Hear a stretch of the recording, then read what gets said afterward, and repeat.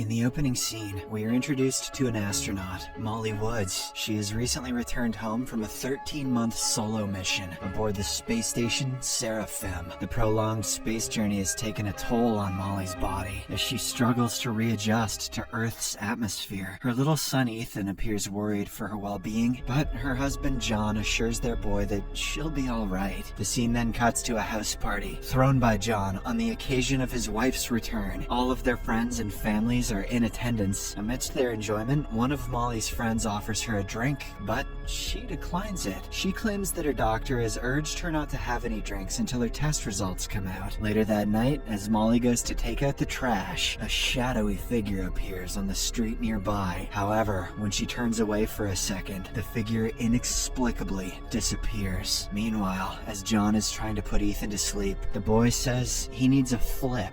What? In response, John opens a small compartment in Ethan's back and replaces what seems to be some sort of battery. Here, it's revealed that Ethan isn't a real human, but an artificially intelligent android created by John. I hope Molly knows. The next day, Molly visits the International Space Exploration Agency, or ISEA, to meet with her physician friend Sam for her health assessment. Sam, who has repeatedly gone through all the tests, delivers shocking news. Molly is pregnant. Bewildered, she wonders if it will be another robot baby, and how it's possible because she has just returned home from a solo mission, and moreover, she's infertile. Despite this, her friend asks if she was alone on the spaceship. The movie then goes into a flashback depicting Molly's time up in space. She is working on some kind of plant experiment when she receives a video message from her son and husband. As she proceeds to watch it, the connection abruptly drops. She asks her AI assistant Ben about the matter, to which he responds that it's due to solar flares. Molly instructs him to restart the communication system, but the entire power, including Ben, goes out. Sensing something amiss, she goes to check and fix the power cable manually. While in the cable room, she sees her deceased ex-boyfriend Marcus through a porthole, who approaches the glass and writes, "Help me. She's gonna get knocked up by the porthole ghost." Back in the present, Molly requests Sam to keep it a secret and give her some time to figure things out. Later, she is questioned by her superior, Director Alan Sparks. He is skeptical of her explanation about how several hours of video files were erased from the Seraphime's database. Despite this, she insists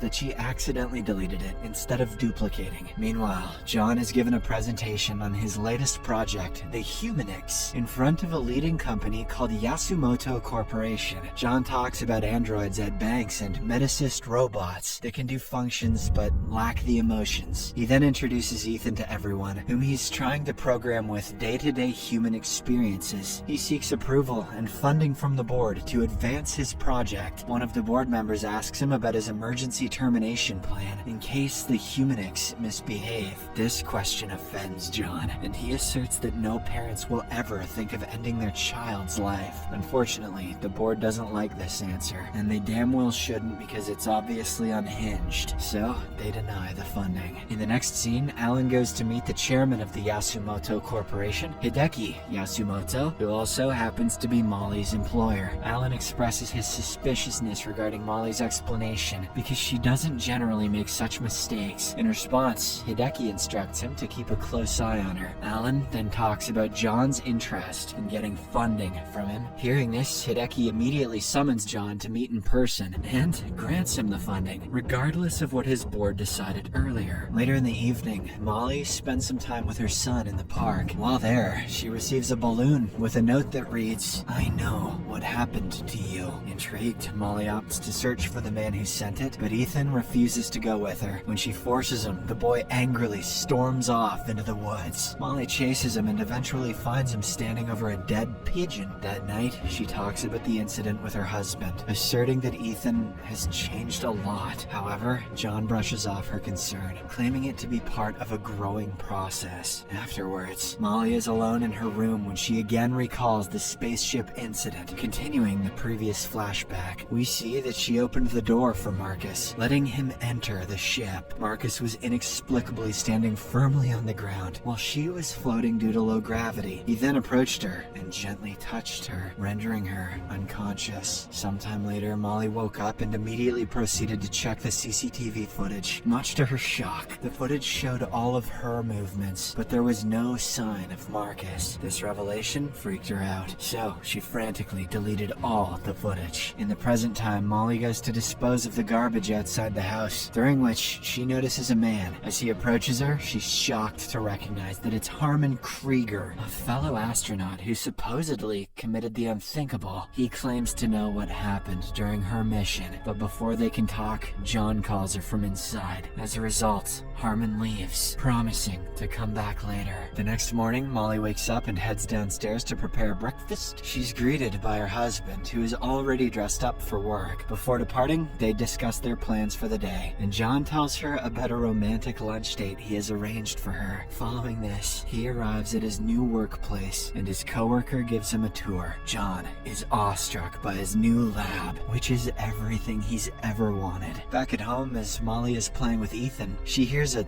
thumping sound. Upon checking, she is shocked to encounter Marcus in the kitchen. She then experiences a sudden abdominal pain, causing her to collapse to the floor. Ethan hears her fall and rushes downstairs, only to find his mother lying down, unconscious. He also notices strange movement in her abdomen, but he ignores it and proceeds to wake her up. He asks if she's okay, to which she affirms, "I'm fine, robot child. I just have an alien ghost astronaut baby in my tum." Later that day, Molly takes Ethan to a museum where he and some other kids enjoy the holographic images of birds and animals. While the kids play around, Molly is approached by Sam. She reveals that Alan is continually pressuring her for Molly's health report. However, the latter says that she needs some time to uncover the actual matter. Furthermore, she confesses that she saw Harmon and claims that he faked his own death. At this point, Sam reveals that Harmon had abnormalities in his brain scans, which she thinks is some sort of neurovirus. She fears that Molly also has the similar abnormalities, but the latter dismisses her concern. Instead, Molly says that she wants an ultrasound to confirm her pregnancy because she doesn't trust anybody at this point. Sam complies and promises to find a place off the radar to do so.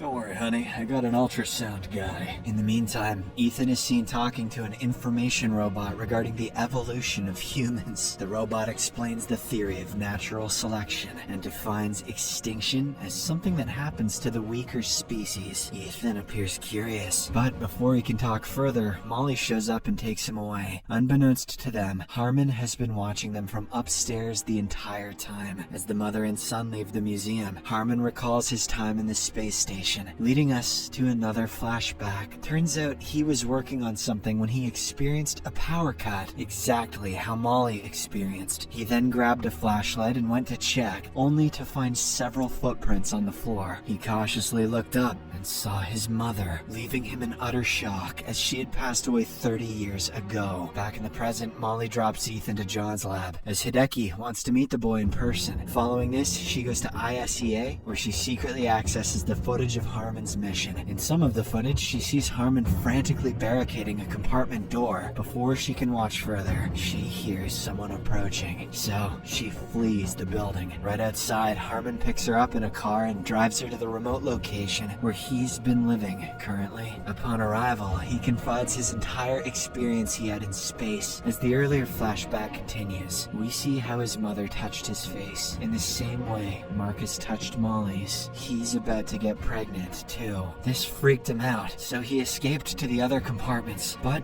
much to his horror, his mother pursued him, inexplicably making her way through every locked door. Despite being in a panicked state, he managed to trap her in the airlock and ultimately released her into space. According to Harmon, he shared his experiences to the ISEA members, but they believed him to be schizophrenic. Molly relates to his story and asserts that they need evidence to back up their claims. Afterwards, Sam picks up Molly and drives her to a veterinary, where she carries out her ultrasound. To her shock, it shows a healthy and normal 14-week-old fetus. On the other hand, John is seen waiting for Molly at a restaurant, a lunch date which she seems to have forgotten. That evening, Molly confronts Alan with the news of her pregnancy and questions what he has done to her, but he offers no explanation. Alan then goes to Hideki and relays the news to him. He also asks if the pregnancy means they have found them, to which Hideki vaguely replies, "I think they're already here." Meanwhile, Molly returns home and apologizes to her husband for not showing up at the restaurant. John notices something amiss, but he doesn't force her into disclosing it. He offers her time, also assuring her that she doesn't need to go through it alone. Early the next morning, Molly returns home from her jog to find Alan waiting outside. He wants her to come to a contained ISEA area for testing over a couple of days. He claims that her pregnancy is the result of a covert, internal agency pregnancy experiment in which they mixed up just the right frozen ingredients from John